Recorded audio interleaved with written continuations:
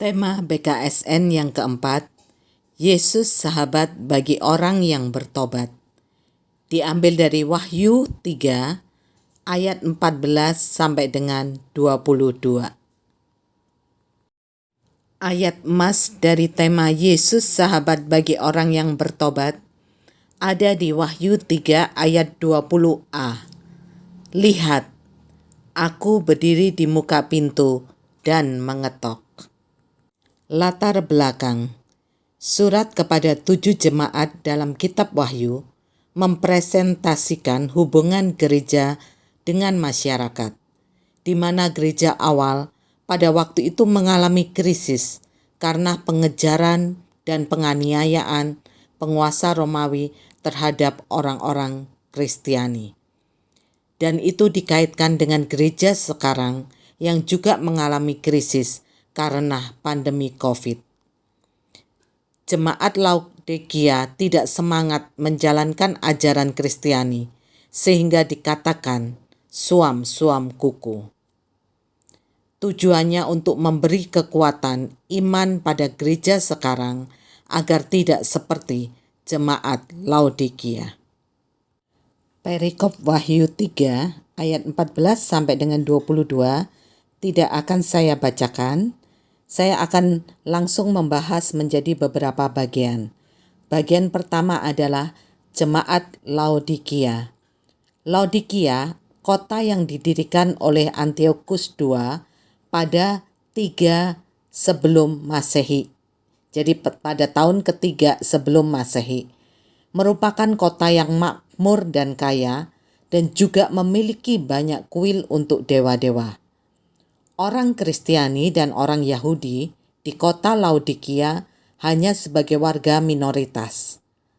Konsumerisme menjadi warna dominan mentalitas penduduk Laodikia yang sangat bangga akan kekayaan mereka. Selain itu, Laodikia juga terkenal sebagai produsen atau penghasil obat mata. Bagian kedua, Sang Amin. Seringkali ketika kita sedang menegaskan kepercayaan kita akan sebuah doa atau kata-kata, maka kita akan menjawab amin. Yesus sebagai amin, saksi yang setia dan benar, permulaan ciptaan Allah. Wahyu 3 ayat 14. Dan tuliskanlah kepada malaikat jemaat di Laodikia, inilah firman dari amin, saksi yang setia dan benar, permulaan dari ciptaan Allah. Amin sendiri artinya kuat, stabil, benar, setia, dan pantas dipercaya. Yesus sebagai Sang Amin menegaskan bahwa Yesus afirmasi dari kebenaran Allah. Selain itu menunjukkan kemahakuasaan dari Yesus dan kepenuhan akan janjinya. Sedang kata saksi yang setia dan benar menegaskan arti dari amin itu sendiri. Bagian 3, suam-suam kuku. Wahyu 3 ayat 15 sampai dengan 16. Aku tahu segala pekerjaanmu, engkau tidak dingin dan tidak panas. Alangkah baiknya jika engkau dingin atau panas.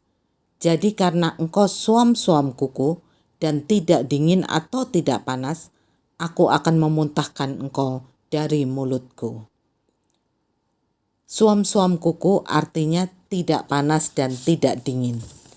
Panas menunjukkan semangat yang menyala-nyala. Roma 12 ayat 11. Janganlah hendaknya kerajinanmu kendor, biarlah rohmu menyala-nyala dan layanilah Tuhan. Orang yang panas artinya bahwa orang itu sedang bersemangat dan rajin untuk beribadah dan melayani Tuhan. Contohnya, rajin misa, doa, baca firman, kegiatan-kegiatan lingkungan, pelayanan, itu semua dilakukannya dengan tidak bolong-bolong atau kata orang on off. Sedang orang yang tidak panas atau biasa-biasa saja, kadang rajin, tapi kadang akan berpikir, nanti-nanti saja. nanggung nih drakornya lagi seru, masih males, dan sebagainya. Itu artinya orang itu suam-suam kuku. Dingin menunjukkan kesegaran, karena air dingin menyegarkan orang yang dahaga. Seperti di Yohanes 4 ayat 13-14. Jawab Yesus kepadanya, "Barang siapa minum air ini, ia akan haus lagi. Tetapi barang siapa minum air yang akan kuberikan kepadanya, ia tidak akan haus untuk selama-lamanya. Sebaliknya, air yang akan kuberikan kepadanya akan menjadi mata air di dalam dirinya yang terus-menerus memancar sampai kepada hidup yang kekal." Dingin artinya seseorang yang selalu merasakan kesegaran rohani atau tidak pernah mengalami kekeringan rohani. Relasinya dengan Tuhan selalu terjaga karena dia selalu minum air yang diberikan Tuhan Yesus, yaitu firman Tuhan. Dan kehidupan rohani jemaat Laodikia suam-suam kuku. Jemaat Laodikia bersikap masa bodoh dan apatis terhadap kehidupan rohani, karena mereka merasa kaya dan bisa mengandalkan kekayaannya untuk menjamin hidupnya. Bagian 4. Barang siapa kukasihi, ia kutegur dan kuhajar. Wahyu 3 ayat 17-19. Karena engkau berkata, aku kaya, dan aku telah memperkayakan diriku, dan aku tidak kekurangan apa-apa. Dan karena engkau tidak tahu bahwa engkau melarat dan malang, miskin, buta dan telanjang, maka aku menasihatkan engkau, supaya engkau membeli daripadaku emas yang telah dimurnikan dalam api, agar engkau menjadi kaya, dan juga pakaian putih, supaya engkau memakainya, agar jangan kelihatan ketelanjanganmu yang memalukan, dan lagi minyak untuk melumas matamu, supaya engkau dapat melihat. Barang siapa kukasihi, ia kutegur dan kuhajar. Sebab itu, relakanlah hatimu dan bertobatlah. Yesus menegur jemaat Laodikia yang mengandalkan kekayaan duniawi dan puas karena tidak kekurangan secara jasmani, tapi secara rohani mereka melarat, malang, miskin, buta, dan telanjang. Dalam 1 Timotius 6 ayat 9-10 dikatakan, tetapi mereka yang ingin kaya terjatuh ke dalam pencobaan, ke dalam jerat dan ke dalam berbagai-bagai nafsu yang hampa, yang mencelakakan, yang menenggelamkan manusia ke dalam keruntuhan dan kebinasaan. Karena akar segala kejahatan ialah cinta uang. Sebab oleh memburu uanglah beberapa orang telah menyimpang dari iman dan menyiksa dirinya dengan berbagai-bagai duka. Ada istilah, uang bukan segalanya, tapi segala sesuatu membutuhkan uang. Uang tidak dibawa mati, tapi tidak ada uang setengah mati. Uang memang sarana yang penting untuk kehidupan kita. Namun, ada yang lebih penting daripada uang, yaitu Tuhan kita. Uang bisa membeli segalanya, tapi uang tidak bisa membeli damai sejahtera dan keselamatan, karena damai sejahtera dan keselamatan hanya berasal daripada Tuhan Yesus. Yesus menasihati supaya jemaat Laodikia bertobat. Yang pertama, membeli emas yang dimurnikan dalam api. Emas adalah gambaran iman kita. 1 Petrus 1 ayat 7. Maksud semuanya itu ialah untuk membuktikan kemurnian imanmu yang jauh lebih tinggi nilainya daripada emas yang fana, yang diuji kemurniannya dengan api, sehingga kamu memperoleh puji-pujian dan kemuliaan dan kehormatan pada hari Yesus Kristus menyatakan dirinya. Yesus menasihati agar kita mempunyai iman yang dimurnikan dalam api, yaitu iman yang tetap teguh meskipun melewati segala pencobaan hidup. Meskipun saudara mungkin sedang mengalami krisis pandemi, entah itu terkena COVID, atau ditinggal orang yang dikasihi, atau sedang mengalami kesulitan ekonomi, tetapi biarlah melalui iman kita tetap percaya bahwa Tuhan itu Allah yang setia, yang tak pernah meninggalkan kita, bahkan mengundang kita untuk datang kepadanya. Marilah datang kepadaku, hai kamu semua yang letih lesu dan berbeban berat, aku akan memberikan kelegaan kepadamu. Yang kedua, Yesus menasihati untuk membeli pakaian putih. Jemaat Laodikia hanya memikirkan pakaian mewah, tapi telanjang secara rohani. Pakaian putih menggambarkan kekudusan, maka orang kudus selalu digambarkan memakai pakaian putih. Seperti 2 Korintus 7 ayat 1. Saudara-saudaraku yang kekasih, karena kita sekarang memiliki janji-janji itu, marilah kita menyucikan diri kita dari semua pencemaran jasmani dan rohani, dan dengan demikian menyempurnakan kekudusan kita dalam takut akan Allah. Kita harus hidup dalam kekudusan dan takut akan Allah. Pakaian mewah identik dengan pesta pora dan foya-foya. Di sini Yesus mengingatkan untuk menjauhi kebiasaan hidup yang hanya memikirkan kenikmatan duniawi saja, tetapi menjauhi kekudusan. Yang ketiga, membeli minyak untuk memulas mata. Kota Laodikia terkenal sebagai produsen obat mata, tapi meskipun mengobati mata jasmani, mereka buta secara rohani. 2 Korintus 4 ayat 3-4 berkata, jika Injil yang kami beritakan masih tertutup juga, maka ia tertutup juga untuk mereka yang akan binasa, yaitu orang-orang yang tidak percaya, yang pikirannya telah dibutakan oleh ilah zaman ini, sehingga mereka tidak melihat cahaya Injil tentang kemuliaan Kristus yang adalah gambaran. Di ayat ini dikatakan orang dibutakan oleh ilah zaman ini. Ilah zaman sekarang bisa kepercayaan di luar Tuhan, seperti paranormal, dukun-dukun, tapi bisa juga kekayaan, di mana uang dicari, dikejar dengan segala cara dan tidak peduli menyimpang dari firman atau tidak. Uang ditempatkan di atas Tuhan. Maka Yesus meminta merelakan hati untuk bertobat, atau bertobat secara sungguh-sungguh dari dalam hati, bukan hanya di mulut, bukan setiap kali mengaku dosa di mulut, tapi tidak ada perubahan dalam hidupnya.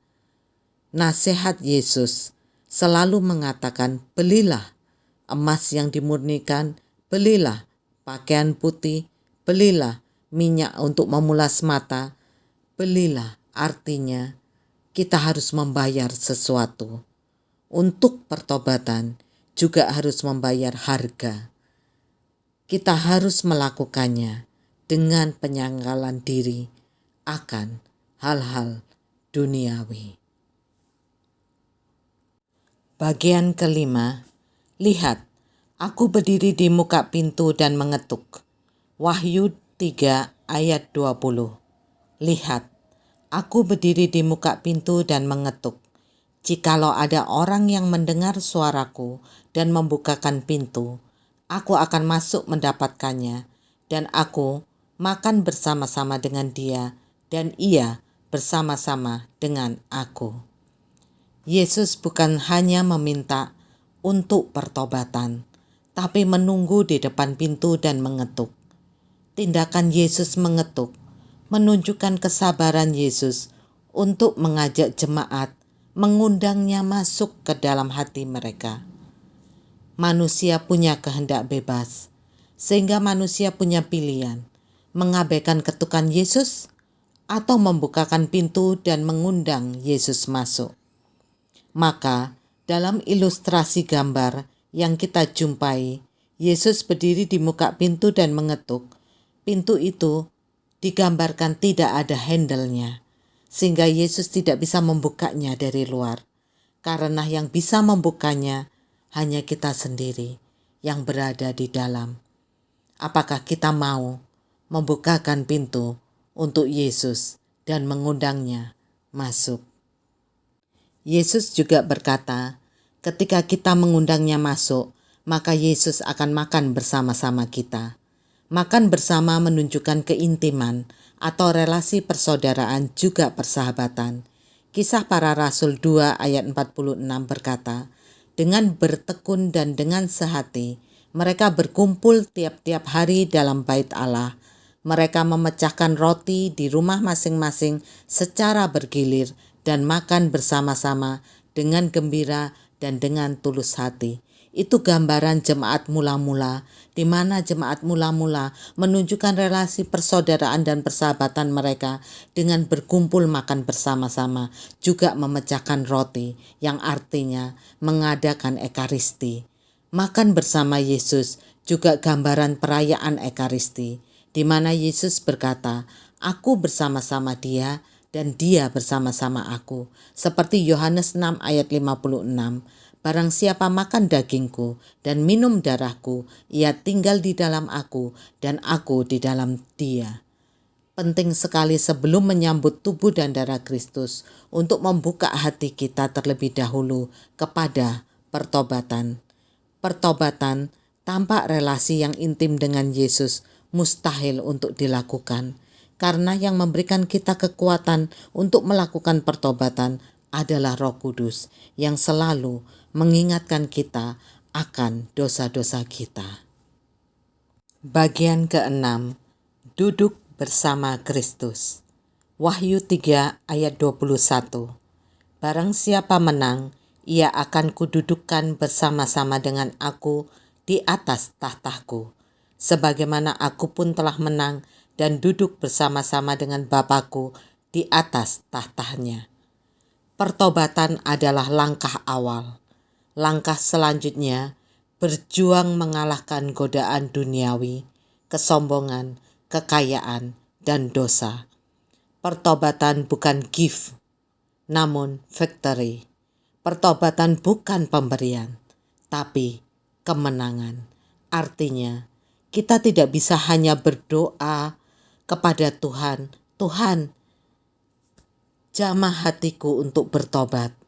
Tapi kita harus berjuang atau berperang dengan godaan-godaan duniawi. Seperti dalam 2 Timotius 2 ayat 3. Ikutlah menderita sebagai seorang prajurit yang baik dari Kristus Yesus. Yesus memberi contoh tentang perjuangan melawan godaan waktu Yesus sebagai manusia. Maka Yesus berkata, "Sebagaimana aku pun telah menang." Dan Yesus berjanji, siapa yang menang dalam perjuangannya, maka akan duduk bersama-sama dengan Yesus di atas tahtanya. Bagian ke-7, siapa bertelinga hendaklah ia mendengarkan. Wahyu 3 ayat 22. Siapa bertelinga hendaklah ia mendengarkan apa yang dikatakan Roh kepada jemaat-jemaat. Yesus memberi peringatan bahwa teguran, nasihat, dan janji kepada jemaat Laodikia bukan hanya ditujukan kepada jemaat Laodikia, tapi ditujukan kepada semua jemaat Kristiani agar memperhatikannya dan melakukannya. Pesan dan penerapan untuk kita yang hidup di zaman ini, agar mawas diri untuk tidak mempercayakan hidup pada harta dan kekayaan saja, karena bisa melumpuhkan kehidupan rohani. Lukas 16 ayat 13 berkata, "Seorang hamba tidak dapat mengabdi kepada dua tuan, karena jika demikian, ia akan membenci yang seorang dan mengasihi yang lain, atau ia akan setia kepada yang seorang dan tidak mengindahkan yang lain. Kamu tidak dapat mengabdi kepada Allah dan kepada Mamon. Dalam masa pandemi, di mana ibadah dibatasi secara online, janganlah kita menjadi suam-suam kuku, melainkan tetap harus bersemangat dalam beribadah dan dalam pelayanan kita. Seperti tema KAJ, semakin mengasihi, semakin terlibat, dan semakin menjadi berkat. Bersama saya, Yani Odilia, terima kasih dan Tuhan memberkati.